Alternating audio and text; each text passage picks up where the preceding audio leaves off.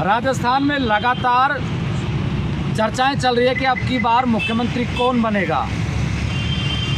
जिस दिन से चुनाव के परिणाम आए हैं उसके हर घंटे 2 घंटे बाद में सीएम का चेहरा बदला जा रहा है। कभी किसी का नाम आता है, 2 घंटे बाद जब चर्चाएं शुरू होती हैं तो किसी दूसरे व्यक्ति का नाम आ जाता है। पिछले 3 दिन से लगातार बाबा बालकनाथ, दिया कुमारी, वसुंधरा राजे और गजेंद्र सिंह शेखावत का नाम प्रमुखता से लिया जा रहा था, लेकिन आज अचानक से अश्विनी कुमार वैष्णव का नाम जैसे ही आया उसके बाद में चर्चाओं का बाजार गर्म हो गया। क्या अश्विनी कुमार वैष्णव राजस्थान के अगले सीएम हो सकते हैं? कल एक तस्वीर सोशल मीडिया के जरिए जारी हुई जिसमें दिखाया गया कि सभी सांसद जो अब की बार चुनाव लड़े थे विधायक का, उन्होंने इस्तीफा सौंपा और प्रधानमंत्री नरेंद्र मोदी के साथ में उनका फ़ोटो वायरल हुआ, लेकिन वहाँ पर बाबा बालकनाथ का फ़ोटो नहीं था। तो लोग कयास लगा रहे थे कि क्या बाबा बालकनाथ सीएम की रेस से बाहर हो गए हैं। लेकिन कल और परसों का जो घटनाक्रम चला भारतीय जनता पार्टी की तरफ से और वसुंधरा राजे के खेमे ने जिस तरीके से बाड़ेबंदी करने की कोशिश की, उसके बाद में चर्चाओं का बाजार गर्म हुआ। वसुंधरा राजे को बुलाया गया दिल्ली या वो स्वयं दिल्ली गई अपनी सफाई पेश करने, क्योंकि एक रिजॉर्ट में ऐसा माना जा रहा था कि 12 से 13 विधायक मौजूद थे जो वसुंधरा राजे के कैंप के माने जा रहे थे। लगातार ये बात आ रही है कि वसुंधरा सबसे ज़्यादा पॉपुलर चेहरा है या गजेंद्र सिंह शेखावत बहुत ज़्यादा पॉपुलर चेहरा है राजस्थान में, अश्विनी कुमार वैष्णव हैं, अर्जुन राम मेघवाल हैं। लेकिन मैं बताता चलूँ कि भारतीय जनता पार्टी की अब की बार जितना मैं रिसर्च कर पाया हूँ, मेरी कई लोगों से बात हुई तो उसके बाद में एक फैक्ट निकल के आया जो सबको चौंका सकता है कि अब की बार भारतीय जनता पार्टी क्यों इतना सोच समझकर मुख्यमंत्री के पद का चयन कर रही है। क्योंकि राजस्थान में अशोक गहलोत ने जितनी स्कीमें चलाई थी और उसके बाद में विधानसभा चुनाव का जब परिणाम आया, हालांकि अशोक गहलोत सरकार बनाते बनाते चूक गए, लेकिन भारतीय जनता पार्टी को जितना पहले के चुनाव में मैंडेट मिला था उतनी सीटें अब की बार नहीं आई। ये सबसे बड़ा विषय रहा और इसका कारण जब भारतीय जनता पार्टी का शीर्ष नेतृत्व ने पता किया तो एससी का जो वोटर है, एससी का जो वोटर्स है वो एक तरफा कांग्रेस पार्टी की तरफ झुका है, जिसे प्रधानमंत्री नरेंद्र मोदी और अमित शाह को अचानक से करंट लगा कि इतना ज़्यादा वोट अचानक से कांग्रेस की तरफ कैसे शिफ्ट हुआ। क्योंकि 2014 और 2019 का लोकसभा का चुनाव देखें या 2013 और 2018 का विधानसभा का चुनाव देखें तो इसमें लगातार आप देखेंगे तो पाएंगे कि एससी के वोटर्स ने बहुत अच्छी संख्या में भारतीय जनता पार्टी को वोट किया था। लेकिन 2023 के आते आते, अशोक गहलोत की योजनाओं के आते आते ये एससी का वोटर्स बीजेपी की तरफ से शिफ्ट होता हुआ कांग्रेस की तरफ जा बैठा।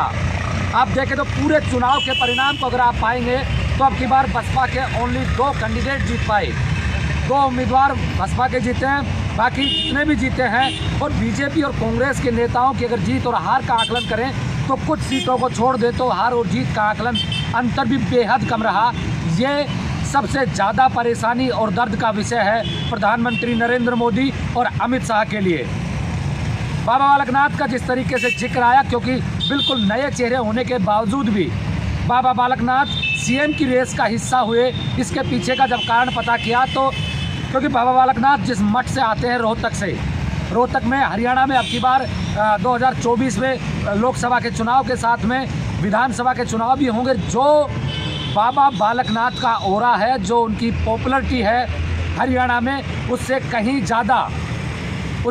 ज़्यादा फ़ायदा प्रधानमंत्री नरेंद्र मोदी और अमित शाह लेने की कोशिश कर रहे हैं। क्योंकि अब की बार ऐसा माना जा रहा है कि हरियाणा में जो विधानसभा के चुनाव होंगे हो सकता है कि भारतीय जनता पार्टी वहाँ रिपीट ना कर पाए। दिल्ली में विधानसभा चुनाव होंगे, दिल्ली में 2 बार से आम आदमी पार्टी की सरकार बनी है, उन्हीं से सटता हुआ पंजाब का इलाका है, वहाँ भी कांग्रेस की सरकार थी, आम आदमी पार्टी की सरकार आई, लेकिन भारतीय जनता पार्टी दिल्ली और हरियाणा में सरकार बनाने से बहुत दूर रह जाती है। इन सभी चीज़ों को देखते हुए ऐसा लगता है कि बाबा बालकनाथ सबसे उपयुक्त चेहरा माने जा रहे हैं। जो उनकी फ़ैन फॉलोइंग है, जो उनका ओरा है, जो उनके भक्त हैं, क्योंकि बाबा बालकनाथ जिस मठ से आते हैं उसका बहुत बड़ा नाम है, योगी आदित्यनाथ जिस मठ से आते हैं उसके बाद में अगर देश की दूसरा कोई स्थान है, दूसरा कोई मठ है जो सबसे ज़्यादा भक्त रखता है, सबसे ज़्यादा फॉलोअर्स रखता है, वो बाबा बालकनाथ का मस्तनाथ आश्रम रोहतक है। मुझे लगता है कि बाबा बालकनाथ का नाम चर्चाओं में इसीलिए आया है कि अब की बार, क्योंकि जिस तरीके से 2014 में और 2019 में हिंदू और मुसलमान का जो चुनाव लड़ा गया था, हिंदू और मुसलमान जो मुद्दा रहा था बीजेपी का, वो 2023 आते आते कहीं छटक गया, भटक गया उस रास्ते से भारतीय जनता पार्टी, जिसका नुकसान ऐसा लग रहा है कि भारतीय जनता पार्टी आकलन करके चल रही है कि अगर दोबारा से वही प्रोपेगेंडा या उसी ढर्रे पर, उसी पैटर्न पर चुनाव नहीं लड़ा गया तो हो सकता है कि भारतीय जनता पार्टी को 2024 के लोकसभा चुनाव में वैसी सफलता ना मिले।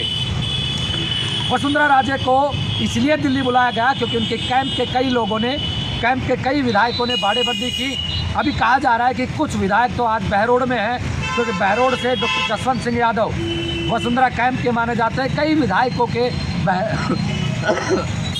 बहरोड में होने की सूचना है। इन बातों में कितनी सच्चाई है ये तो वक्त बताएगा, लेकिन वसुंधरा राजे हो सकता है कि अपनी सफाई पेश करने के लिए गई हों। मैंने पहले भी कहा था कि वसुंधरा राजे में कोई बुराई नहीं है सीएम पद के लिए, लेकिन जिस तरीके से नरेंद्र मोदी और अमित शाह को आंखें दिखाई है वसुंधरा राजे सिंधिया ने, उसका बदला जरूर दोनों जो बड़े नेता हैं भारतीय जनता पार्टी में। आज के दिन अगर किसी नेता को एक तरफा वोट मिलता है, एक तरफा सम्मान मिलता है, एक तरफा जो बात कही जाती है, जिनकी बात को आप लोग की लकीर समझ सकते हैं, वो नरेंद्र मोदी है। और नरेंद्र मोदी कतई पसंद नहीं करते वसुंधरा राजे सिंधिया को। दूसरा, गजेंद्र सिंह शेखावत पर या किसी अन्य चेहरे पर वसुंधरा राजे बहुत मुश्किल से मान सकती हैं। ऐसा नहीं हो सकता कि बिना वसुंधरा राजे के सरकार बनाई जा सकती है। सरकार बनाई भी जा सकती है, लेकिन वसुंधरा राजे को लोकसभा के चुनाव तक पार्टी के साथ रखना बहुत बड़ी जिम्मेदारी है प्रधानमंत्री नरेंद्र मोदी और अमित शाह के लिए। इसी बीच आपको बताते चले कि जिस तरीके से हर 2 घंटे में एक शेर है, किसी शायर ने कहा है कि ये सियासत का दौर है, ये सियासत का दौर है और यहाँ कब किस मिनट में बाजी पलट जाए कुछ कहा नहीं जा सकता।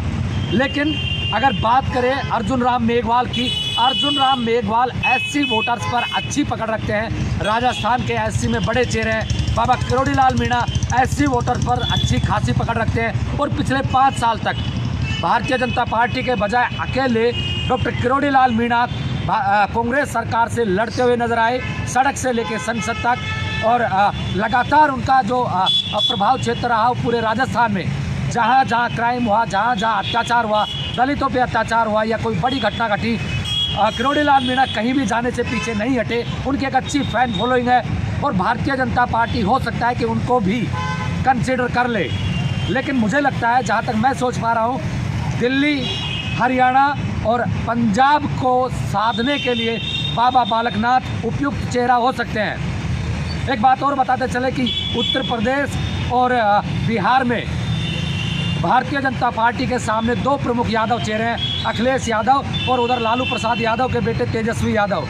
इन दोनों चेहरों की चमक भी कम करने के लिए बाबा बालकनाथ का इस्तेमाल किया जा सकता है, क्योंकि बाबा बालकनाथ का ओरा बाबा के तौर पे, और जब जाति और कास्ट की बात आती है तो यादव चेहरे के रूप में बाबा बालकनाथ उपयुक्त चेहरा नज़र आते हैं। मुझे लगता है कि ये 3-4 बड़े कारण हैं जिसकी वजह से बाबा बालकनाथ छोटी सी उम्र में सीएम की रेस का अब तक हिस्सा बने हुए हैं। आज उनकी मुलाकात अश्वनी वैष्णव से हुई जब वो इस्तीफा देकर लौटे। अश्वनी वैष्णव से 15 से 20 मिनट की उनकी मुलाकात चली। हालांकि नेता अंदर खाने क्या बात करते हैं, शिष्टाचार मुलाकात होती है या राजनीतिक मुद्दों पर कोई चर्चा होती है, कोई बात बाहर निकल के नहीं आई। लेकिन ऐसा माना जा रहा है कि अश्वनी कुमार वैष्णव से आशीर्वाद लेने पहुंचे होंगे बाबा बालकनाथ। अब जब तक ऑफिशियल अनाउंसमेंट नहीं हो जाता तब तक लगातार ये कयास जारी रहेंगे और नरेंद्र मोदी कभी भी किसी भी चेहरे को उठाकर मुख्यमंत्री का चेहरा घोषित कर सकते हैं, क्योंकि वो हमेशा से अपना जो उनकी वर्किंग स्टाइल रही है, जिस तरीके से उन्होंने नेताओं को प्रोजेक्ट किया है, उससे सबको चौंकाते हुए आए हैं। हो सकता है कि अब की बार भी कुछ ऐसा ही कोई परिणाम आपको देखने को मिले। आप मेरे साथ देख रहे हैं ब्लैक एंड वाइट सच। मैं महेंद्र यादव। जय हिंद, जय भारत।